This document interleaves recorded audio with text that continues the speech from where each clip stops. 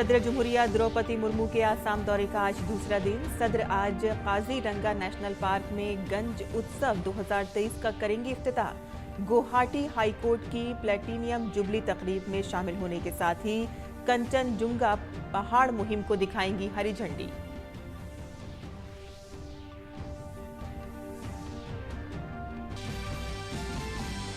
मरकजी वज़ीर दाखिला अमित शाह आज उत्तर प्रदेश के दौरे पर। अमित शाह कौशाम्बी महोत्सव 2023 का इफ्तिताह करने के साथ ही मुख्तलिफ प्रोजेक्टों का रखेंगे संगे बुनियाद और करेंगे इफ्तिताह।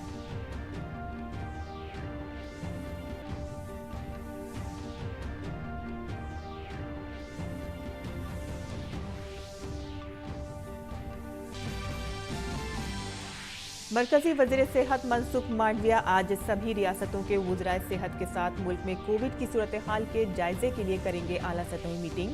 वीडियो कॉन्फ्रेंसिंग के जरिए होने वाली इस मीटिंग में तमाम सीनियर अफसरान भी रहेंगे मौजूद।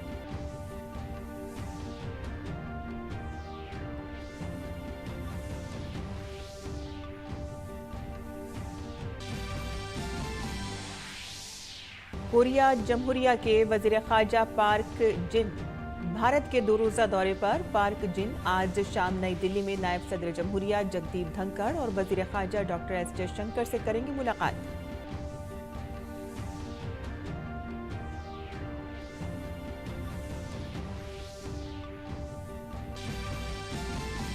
इंडियन प्रीमियर लीग में आज लखनऊ जायंट्स का मुकाबला सनराइजर्स हैदराबाद से। वहीं कल खेले गए एक मुकाबले में कोलकाता नाइट राइडर्स ने आईपीएल के सीजन में हासिल की अपनी पहली जीत। अपने घरेलू मैदान पर रॉयल चैलेंजर्स बेंगलुरु को 81 रन से दी शिकस्त।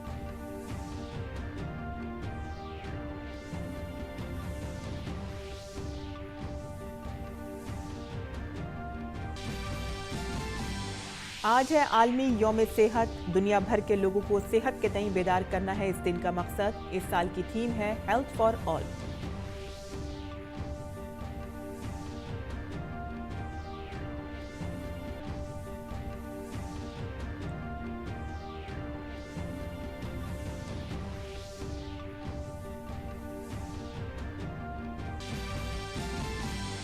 और दुनिया भर में आज मनाया जा रहा है गुड फ्राइडे। ईसा मसीह के यौम कुर्बानी की शक्ल में मनाया जाता है ये दिन।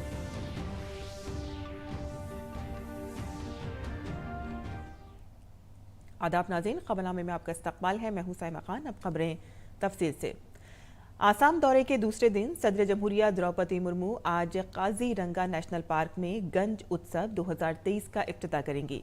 गंज मंसूबे के 30 बरस मुकम्मल होने पर इस उत्सव का इनेकाद किया जा रहा है। आसाम के वज़ीर आला हेमंत बिस्वा शर्मा और माहौलियात व जंगलात के मरकजी वज़ीर भूपेंद्र यादव भी इस मौके पर मौजूद रहेंगे। अपने दौरे के दौरान सदर मुर्मू गुवाहाटी हाईकोर्ट की प्लेटिनियम जुबली तकरीबात में भी शामिल होंगी और कंचनजुंगा पहाड़ की चोटी सर करने वाली टीम को हरी झंडी दिखाकर रवाना करेंगी। शनिचर को सदर जमहूरिया तेजपुर का दौरा करेंगी और अपने सफर के खत्म से कबल सुखोई 30 तैयारे में उड़ान भरेंगी। और इससे पहले कल सदर जमहूरिया का बोका घाट और आसपास के इलाकों के लोगों ने गर्मजोशी से खैर मकदम किया। सदर जमहूरिया मुर्मू ने काजीरंगा नेशनल पार्क के बागोरी रेंज में जीप में सफारी करके कुदरती नज़ारे का लुत्फ उठाया। सदर जमहूरिया ने ऑस्कर की फातेह डॉक्यूमेंट्री एलिफेंट विस्परर्स भी देखी और रियासत की सकाफत और विरासत को जाहिर करने वाले एक सकाफती प्रोग्राम में भी हिस्सा लिया। मरकजी वज़ीर दाखिला अमित शाह आज उत्तर प्रदेश का दौरा करेंगे। वो कौशाम्बी उत्सव 2023 का इफ्तिताह करेंगे। इसके अलावा अमित शाह आजमगढ़ में 4567 करोड़ रुपए की कई तरक्याती मंसूबों का इफ्तिताह और संगे बुनियाद भी रखेंगे। वज़ीर दाखिला पहले कौशाम्बी जिले का दौरा करेंगे, जहां वो कौशाम्बी उत्सव 2023 का इफ्तिताह करेंगे और ग्राम सभा फसियास में कई तरक्याती प्रोजेक्टों का संगे बुनियाद रखेंगे। मुल्क में कोरोना वायरस के बढ़ते हुए मामलों को देखते हुए मरकजी हुकूमत अलर्ट पर है। मरकजी वज़ीर सेहत डॉक्टर मनसुख मांडविया आज तमाम रियासतों के वज़राए सेहत के साथ कोविड की सूरत हाल पर एक जायजा मीटिंग करेंगे। ये मुलाकात वीडियो कॉन्फ्रेंसिंग के जरिए होगी। मीटिंग में वज़ीर सेहत रियासतों के वज़राए सेहत के साथ कोविड-19 की मौजूदा सूरत हाल पर तबादला ख्याल करेंगे। इस मीटिंग में महकमा सेहत, नीति आयोग, के अफसरान भी शिरकत करेंगे।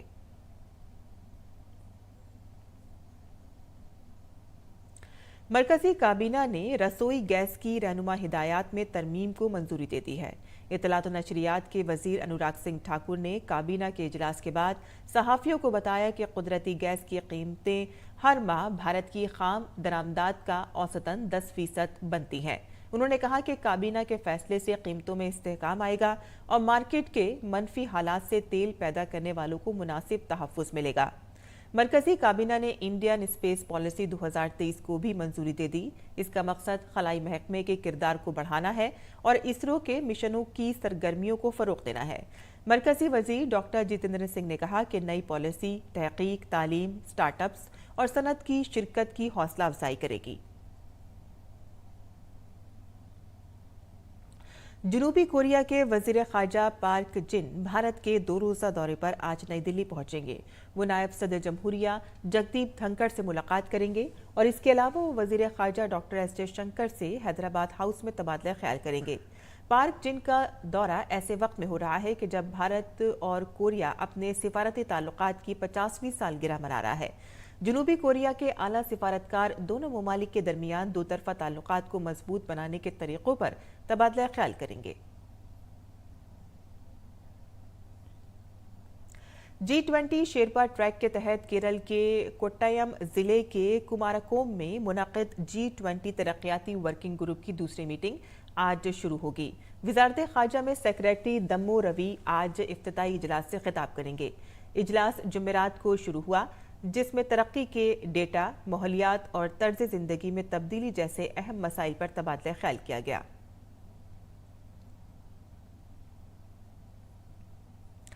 बीजेपी के तेलंगाना रियासती सदर बन्नी संजय कुमार को वारंगल मजिस्ट्रेट कोर्ट ने जमानत दे दी है। SSC पेपर लीक केस के सिलसिले में उन्हें मंगल की रात ही करीम नगर की रिहाइश गाह से गिरफ्तार किया गया था। बंदी संजय कुमार ने इल्जाम लगाया था कि उन्हें BRS हुकूमत के गलत कामों पर सवाल उठाने की सजा दी जा रही है। वहीं बंदी संजय के वकील श्याम सुंदर रेड्डी ने बताया है कि रिहाई के हुक्म के बाद उन्हें आज करीम नगर जेल से रिहा कर दिया जाएगा। Court had to have grant bail, and moreover, the police did not follow the mandatory provision with regard to the service of notice under Section 41 ACRP.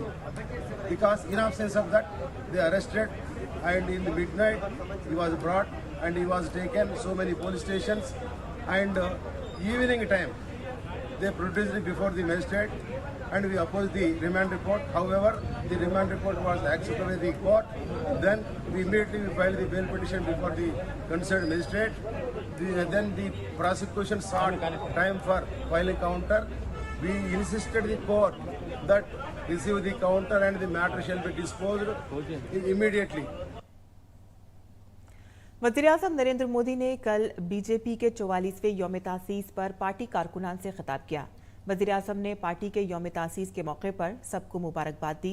PM ने कहा कि मैं उन तमाम अजीम हस्तियों के सामने सिर झुकाता हूं जिन्होंने पार्टी के क़याम से लेकर आज तक पार्टी को सहराब, तैयार, मजबूत और मालामाल किया है।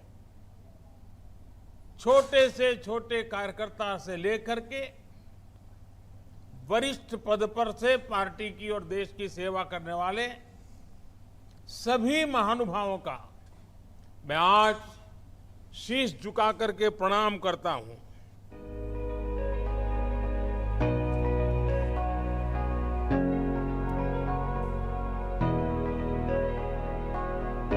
वज़ीर-ए-आज़म नरेंद्र मोदी ने बीजेपी के 44वें यौम तासीस को उन अजीम शख्सियात और कारकुनों का एहतराम करते हुए यादगार बनाने में कोई कसर नहीं छोड़ी जिन्होंने अपनी पूरी जिंदगी पार्टी को सींचने में गुजार दी। बीजेपी तरक्की का मुतरादिफ है, बीजेपी ईमान का मुतरादिफ है और बीजेपी नए ख्यालात का मुतरादिफ है। पीएम मोदी की इस तकरीर में मुस्तकबिल की आवाज सुनाई देती है और फिर हाल के साथ चलने का अज़्म भी जाहिर नजर आता है। मुल्क की फतह के सफर के मरकजी खादिम के तौर पर उनके सफर पर निकलने का ऐलान भी नजर आता है। पीएम मोदी ने कहा कि जब लक्ष्मण जी पर बहरान आया तो हनुमान जी संजीवनी बूटी के लिए पूरा पहाड़ लेकर आ गए। बीजेपी भी इस तहरीक के साथ नताइज लाने के लिए अवाम के मसाइल हल करने की कोशिश करेगी। जब लक्ष्मण जी पर संकट आया तो हनुमान जी संजीवनी बुट्टी के लिए पूरा पर्वत ही उठा करके ले आए।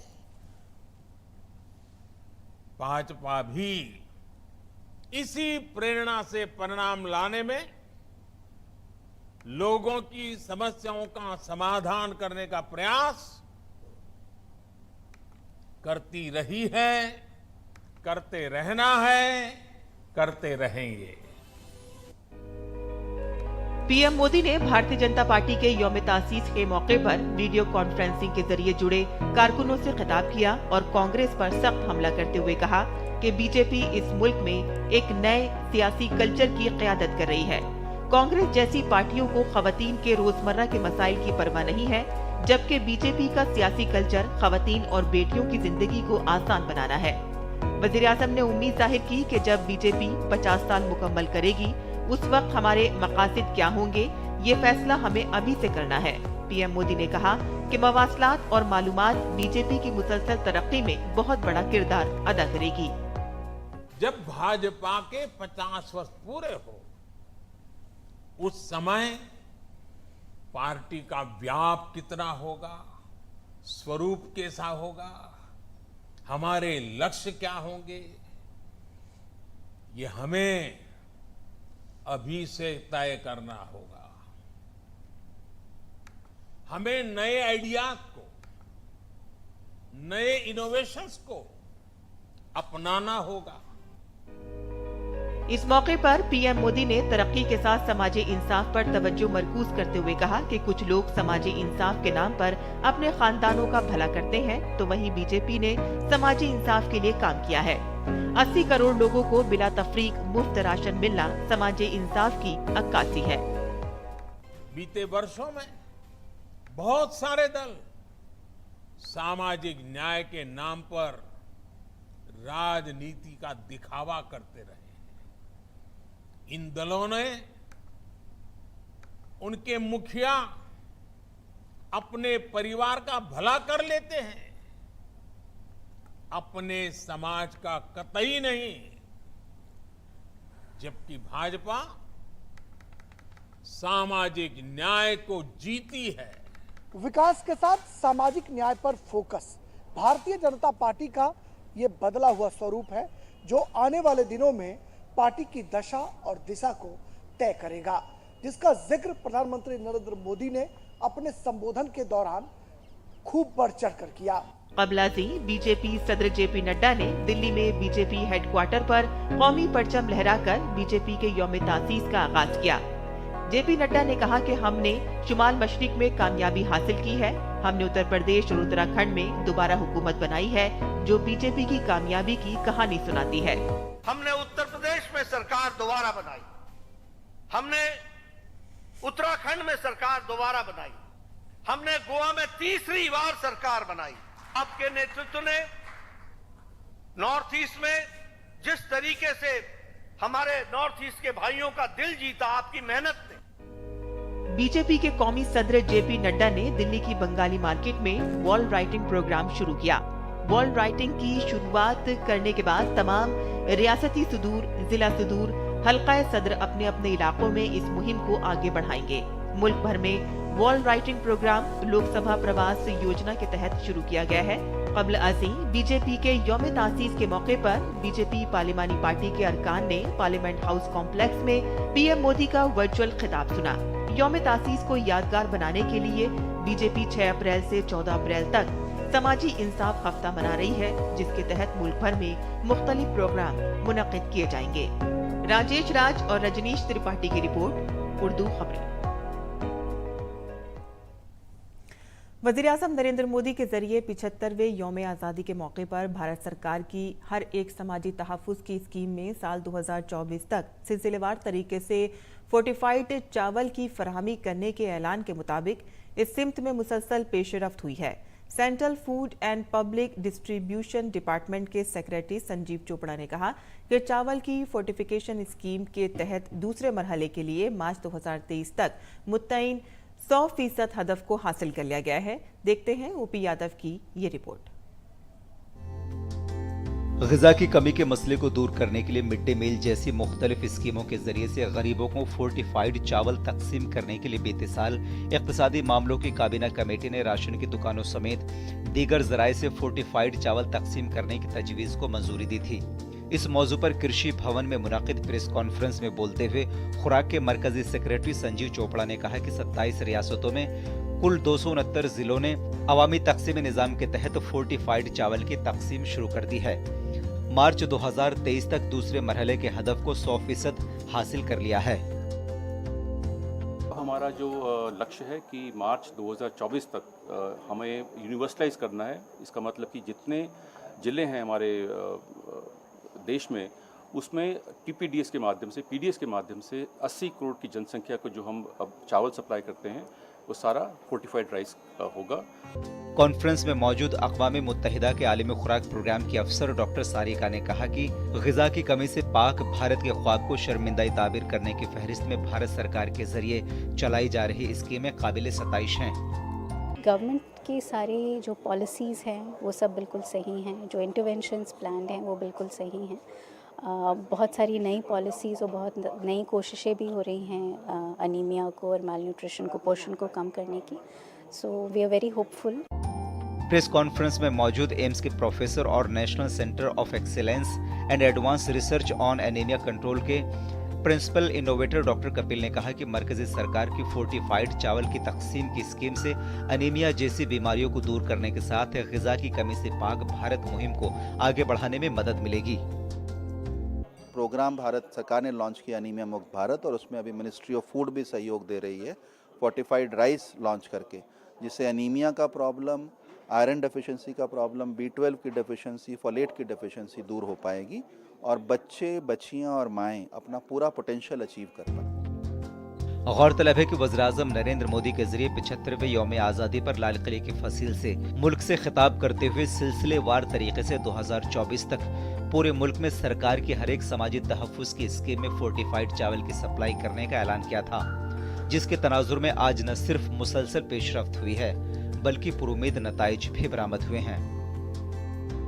देश में पात्र लाभार्थियों को खाद्य सुरक्षा के तहत पोषकता युक्त खाद्यान्न उपलब्ध करवाने के लिए एक ओर जहां भारत सरकार गंभीरता से काम कर रही है, वहीं दूसरी ओर एनीमिया जैसी बीमारियों से मुक्त भारत के सपने को साकार करने के लिए फोर्टिफाइड चावल उपलब्ध करवाने का मिशन मोड पर काम भी कर रही है। मेरे सहयोगी कैमरामैन जगपाल के साथ में OP Yadav, DD news, Delhi.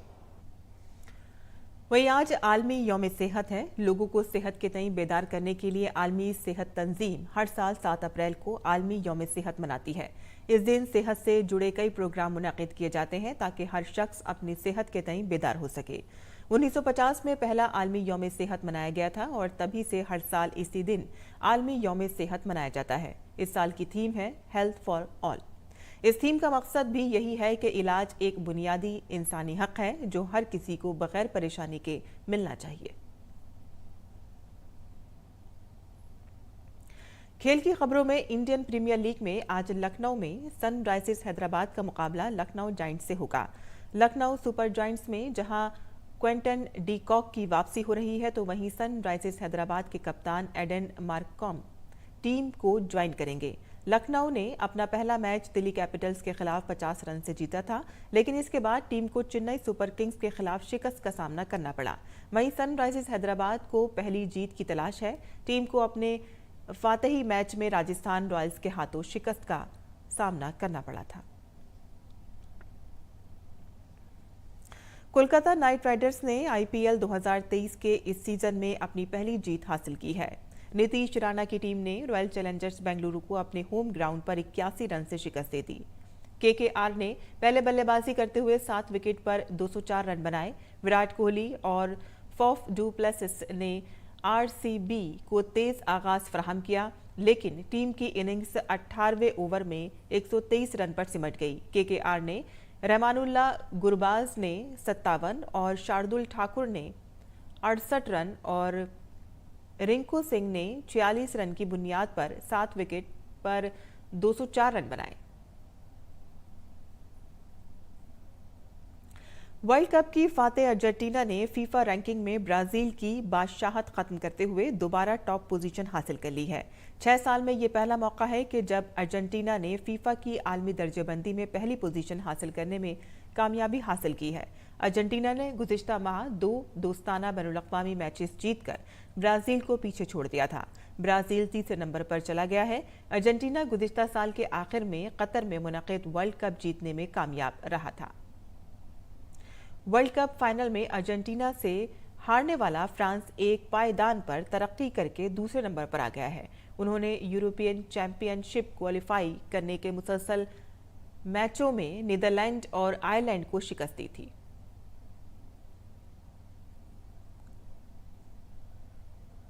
वहीं भारतीय टीम की भी रैंकिंग में बेहतरी आई है। टीम इंडिया 5 मकाम की बेहतरी के साथ 101वें मकाम पर आ गया है। और आगे बढ़ते हैं, जहां आज गुड फ्राइडे है। इसे ब्लैक फ्राइडे और होली फ्राइडे भी कहा जाता है। गिरजाघरों में सुबह से ही इबादत का सिलसिला शुरू हो गया है। ईसाइयों के मजहबी अकीदे के मुताबिक इस दिन हज़रत ईसा अलैहिस्सलाम ने अपनी जान कुर्बान कर दी थी। रोमी सल्तनत के हुक्मरान ने उन्हें गद्दारी के इल्ज़ाम में सजाए मौत दी थी, जिसके नतीजे में उन्हें सूली पर लटका दिया गया और मौत से पहले ही कई अज़ियतें उन्हें बर्दाश्त करनी पड़ी। ईसाई मजहब के लोग इस दिन को गुड फ्राइडे के नाम से याद करते हैं। ईसा मसीह ने इंसानियत की खिदमत, मेहरबानी, अदम तशद्दुद, सच्चाई के रास्ते पर चलने की तरकीब दी, लोगों को तोहम परस्ती और दकियानूसी सोच से निकालने की कोशिश की और उनकी तालीमात आज भी लोगों की रहनुमाई करती हैं।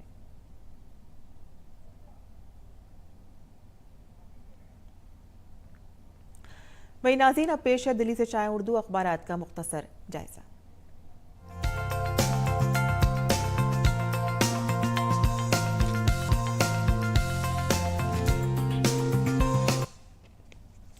तो दिल्ली से शाया होने वाले उर्दू के अखबारात पे नज़र डालते हैं और सबसे पहले बात करते हैं रोज़नामा इनकलाब की सुर्खी की। तो रोज़नामा इनकलाब की जो पहली सुर्खी है वो कोरोना के हवाले से है, जहां मुल्क भर में कोरोना के मामले तेज़ी से फैल रहे हैं और इसी को ही अखबार ने सुर्खी बनाया है, जहां मुल्क भर में कोरोना के मामलों में तेज़ी से इजाफा दर्ज किया जा रहा है और कोविड ने टेंशन बढ़ा दी है। मरीजों की तादाद जो है वो 25,000 से मुतजावज़ कर गई है और 24 घंटों में 5,000 से ज़ायद नए मरीज़ सामने आए हैं।